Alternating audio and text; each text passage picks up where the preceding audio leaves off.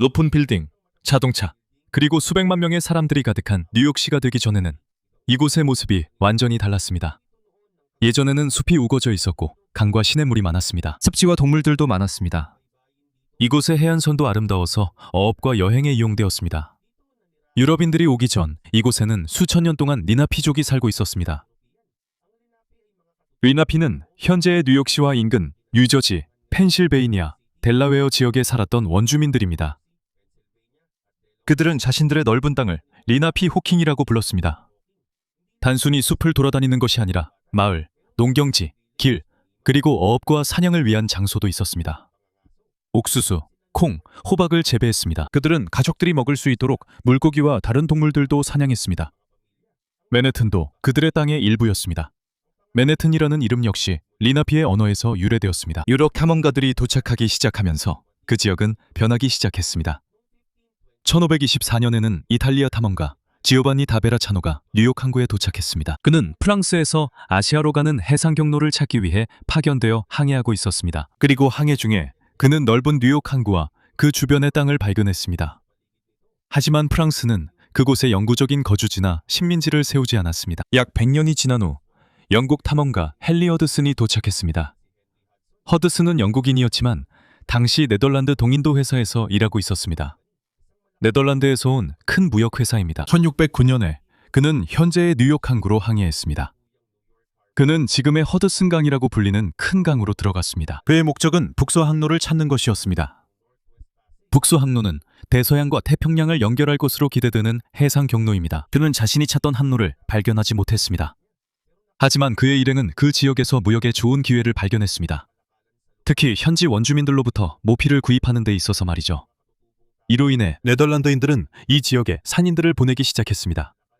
그들은 자신들의 광대한 식민지를 뉴 네덜란드라고 불렀습니다.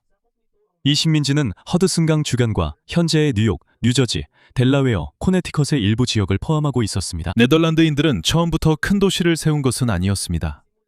처음에는 그들의 무역 거점이 작았습니다. 그들의 주요 사업은 모피 무역이었으며 특히 비버 모피를 구입해 유럽에 판매하는 것이었습니다. 당시에는 비버 가죽이 매우 중요했습니다.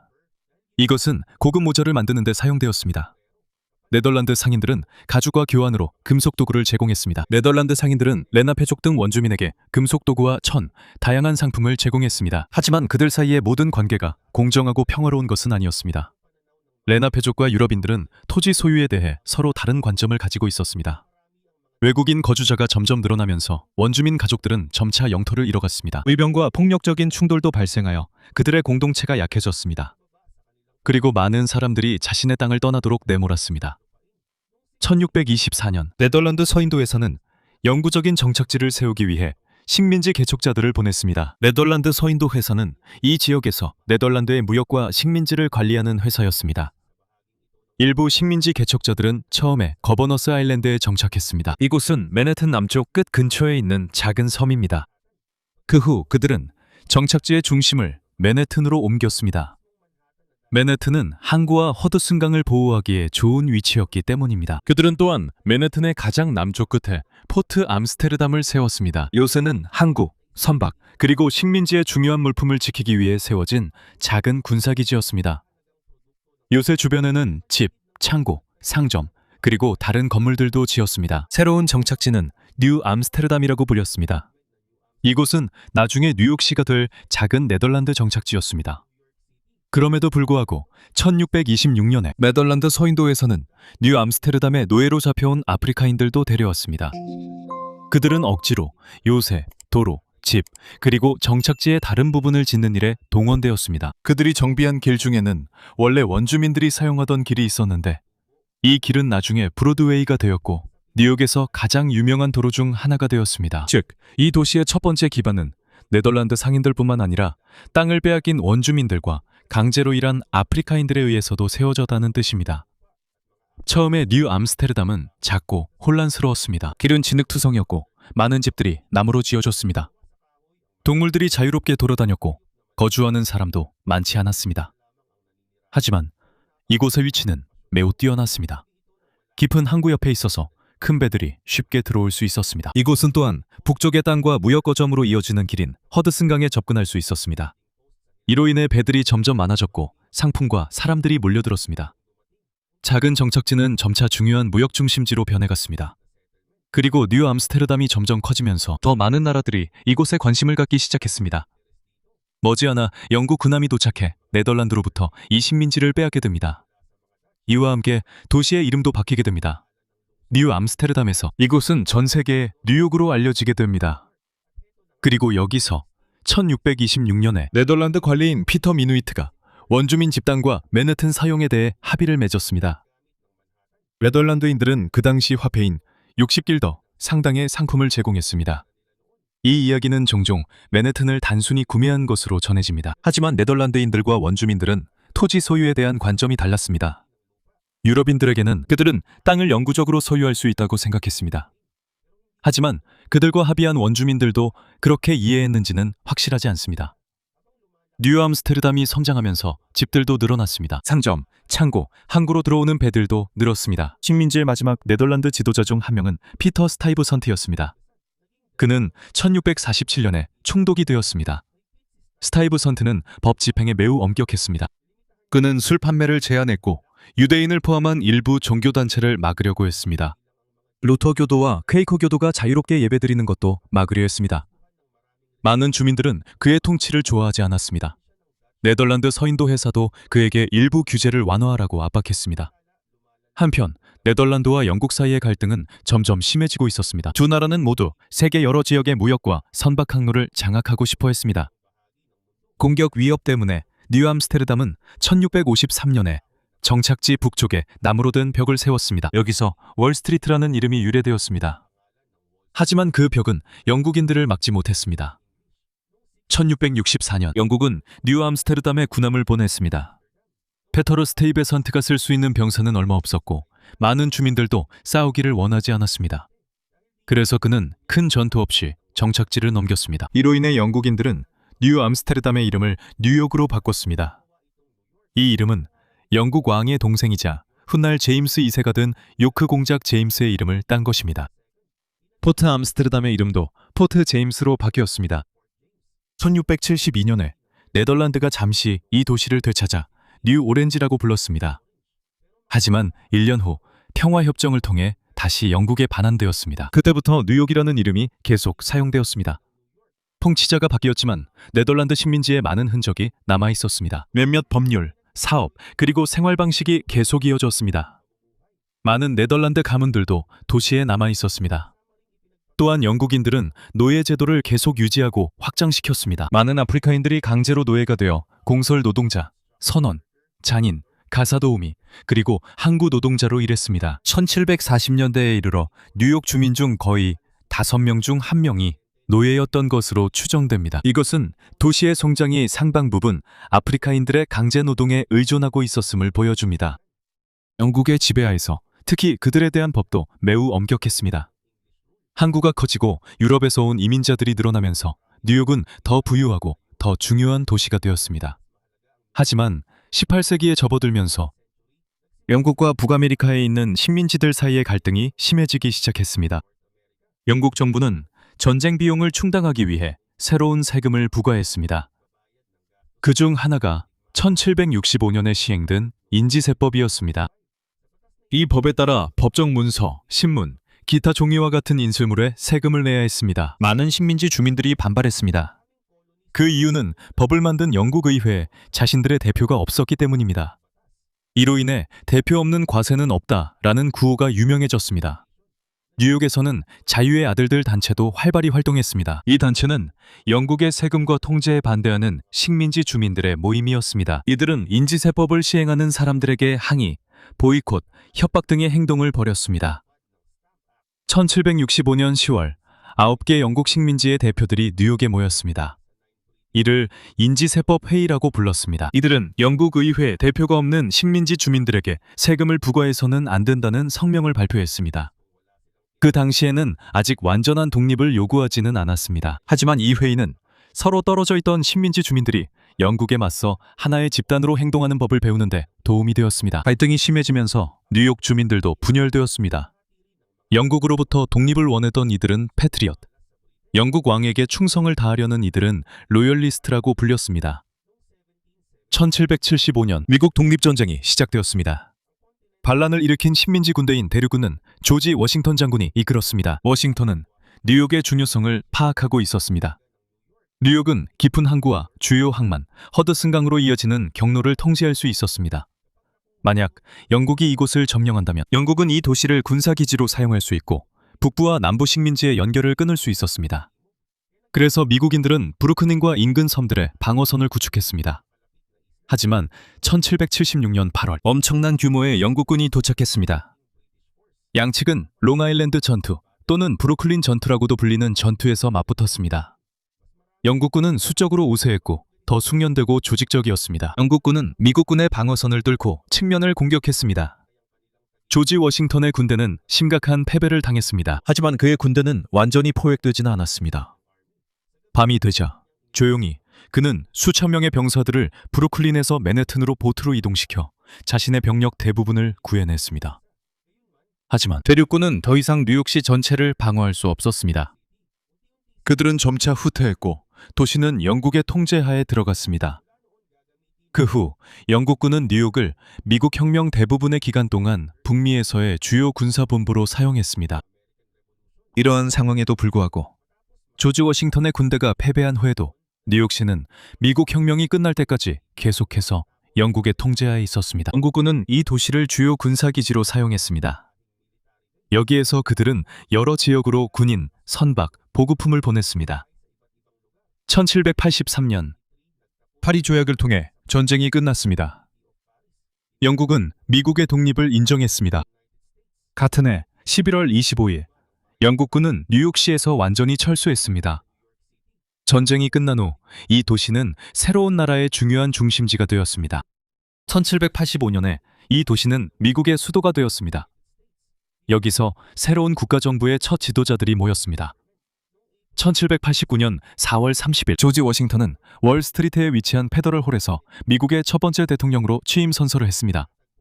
이곳에서 첫 번째 미국 의회도 열렸고 권리장전이 준비되었습니다. 권리장전은 헌법에 대한 최초의 10가지 수정안입니다. 이후 언론의 자유와 종교의 자유와 같은 중요한 권리가 포함되었습니다. 뉴욕이 수도였던 시기는 오래가지 않았습니다.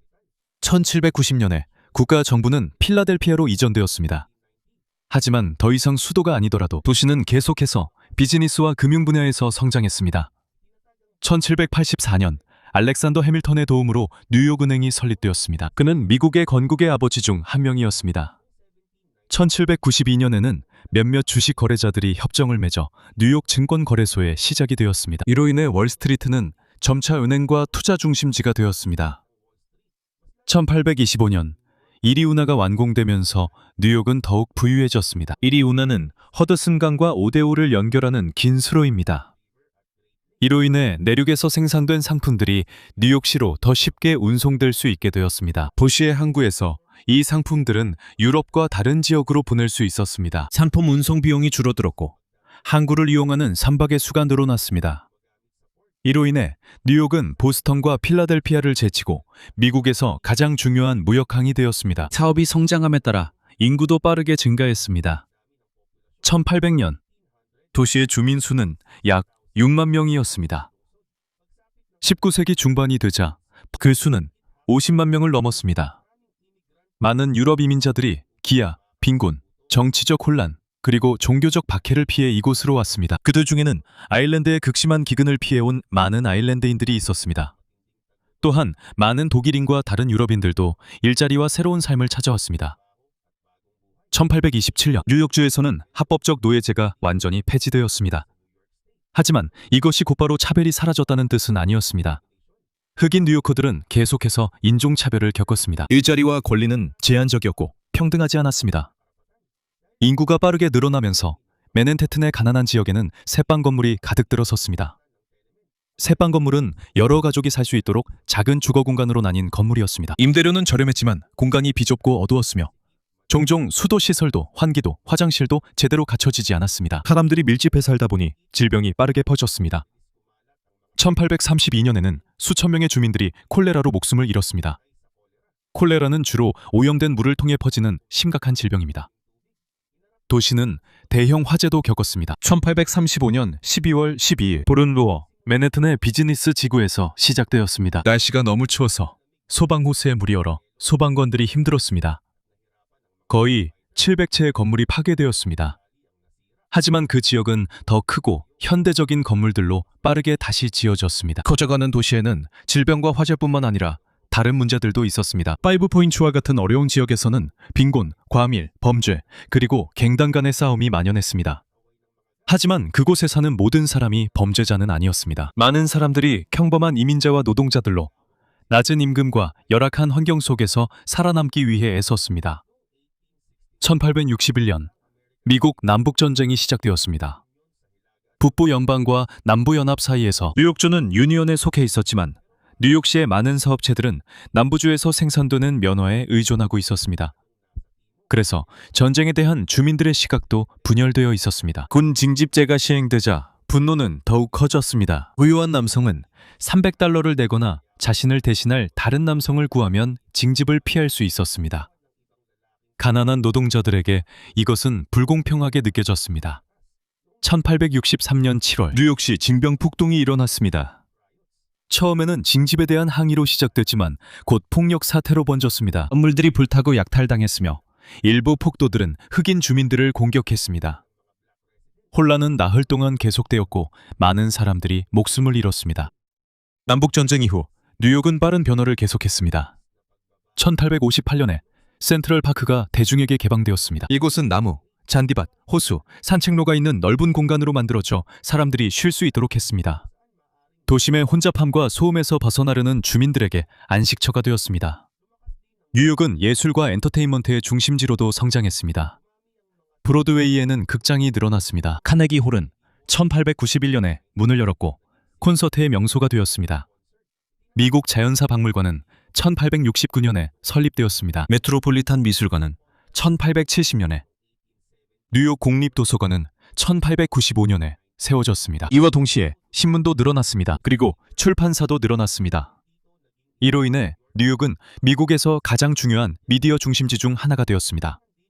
또한 도시는 멀리 떨어진 지역들을 연결할 더 나은 방법이 필요했습니다. 1883년에 브루클린 브리지가 개통되었습니다. 이 다리는 맨해튼과 브루클린을 이스트 강 위에서 연결했습니다. 그 당시에는 세계에서 가장 크고 인상적인 현수교 중 하나였습니다. 1886년에 뉴욕 항구에는 자유의 여신상이 세워졌습니다. 이 동상은 프랑스가 미국에 준 선물이었고 자유의 상징이 되었습니다. 배를 타고 도착하는 많은 이민자들에게 이 동상은 그들이 도시로 들어오기 전에 처음으로 보게 되는 것 중 하나였습니다. 1892년부터 수백만 명의 이민자들이 앨리스 아일랜드의 이민심사소를 거쳤습니다. 그곳에서 그들의 서류와 건강 상태를 검사받은 후에야 미국에 입국할 수 있었습니다. 그들 중 많은 사람들이 뉴욕에 정착했습니다. 그들은 사업을 시작했습니다. 공장에 취직하고 가정을 이루며 자신들만의 음식, 언어, 문화를 가져왔습니다. 하지만 사람들이 계속 늘어나자 말, 마차, 고가 열차만으로는 부족해졌습니다. 그래서 1904년에 뉴욕시의 첫 번째 지하철 노선이 개통되었습니다. 이 지하철은 로어 맨해튼과 할렘을 연결했고 이후 도시의 다른 지역으로 확장되었습니다. 지하철 덕분에 노동자들과 더 많은 사람들이 더 빠르게 이동할 수 있게 되었습니다. 직장에서 멀리 떨어진 곳에 사는 사람들도 마찬가지였습니다. 불과 100여 년 만에 뉴욕은 작은 항구 도시에서 거대한 비즈니스, 이민의 중심지로 변모했습니다. 문화와 교통의 중심지로 변했습니다. 하지만 변화는 아직 끝나지 않았습니다. 다음 시기에는 건물들이 높이 솟아오르기 시작하고 전 세계적으로 유명한 스카이라인이 형성될 것입니다. 20세기가 되면 뉴욕의 모습이 빠르게 변하고 있습니다. 윌리엄스버그가 개통되었습니다. 윌리엄스버그 다리는 1903년, 맨해튼 다리는 1909년에 개통됐습니다. 이 다리들은 맨해튼과 브루클린 사이의 이동을 더 쉽게 만들어 주었습니다. 이와 동시에 사업가들과 건축가들은 고층 건물을 짓기 위해 경쟁하기 시작했습니다. 그 중에서 가장 먼저 유명해진 것 중 하나가 1913년에 완공된 우러스 빌딩입니다. 이후 1930년 크라이슬러 빌딩, 1931년 엠파이어 스테이트 빌딩이 세워졌습니다. 불과 1년 남짓 만에 엠파이어 스테이트 빌딩이 완공되었습니다. 완공 당시 이 건물은 세계에서 가장 높은 건물이었습니다. 이것은 뉴욕의 힘, 부, 그리고 자신감을 보여주었습니다. 하지만 도시를 유명하게 만든 것은 높은 빌딩들만이 아닙니다. 1920년대에 뉴욕은 재즈, 댄스, 연극, 그리고 밤문화의 중심지이기도 했습니다. 이 시기는 금주법 시대였으며 연방정부가 술의 제조와 판매를 금지했습니다.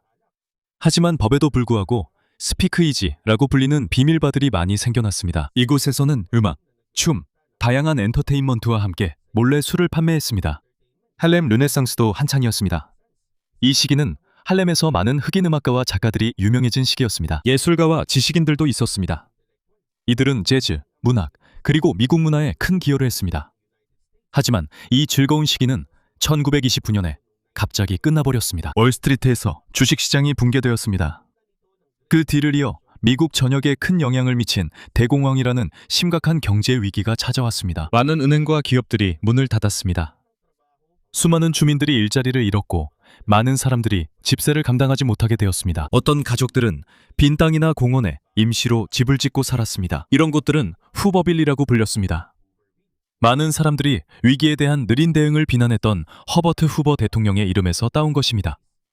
피오렐로 라과디아 시장과 프랭클린 루스벨트 대통령이 이끄는 연방정부 아래에서 대규모 프로젝트가 시작되었습니다. 이 프로젝트는 일자리를 제공하기 위한 것이었습니다.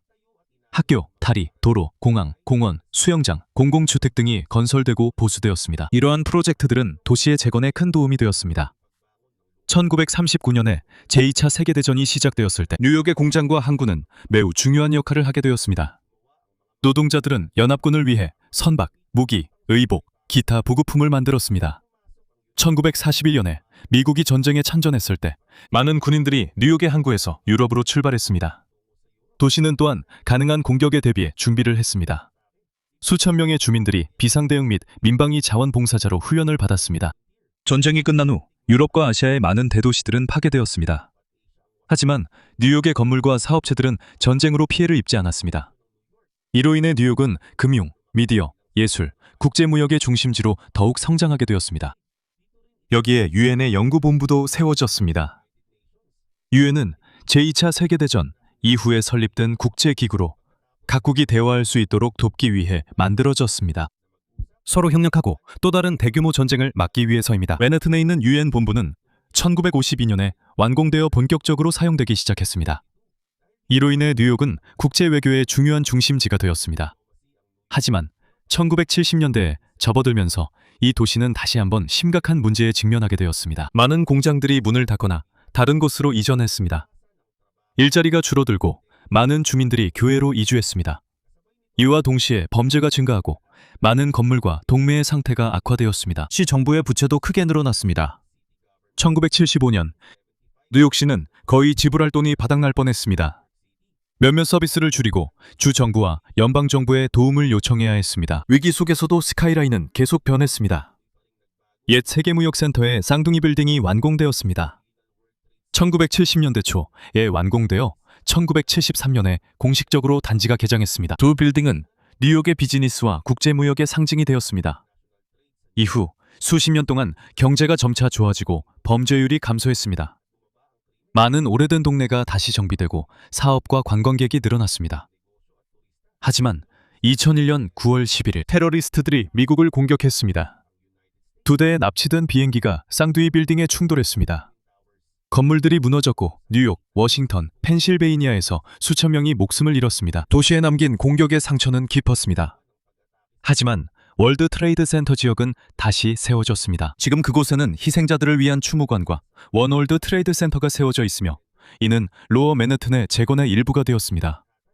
우리가 지금 보고 있는 뉴욕은 한 시대에 만들어진 것이 아닙니다. 이곳은 처음에는 맨하페족의 땅이었습니다. 이후 작은 네덜란드 무역 정착지가 되었습니다. 그 후에는 영국 식민지가 되었습니다. 이민자들의 항구, 혁명과 비즈니스, 문화, 국제관계의 중심지가 되었죠. 이곳은 무역과 이민 덕분에 성장했습니다. 건설과 수백만 명의 일자리 덕분입니다.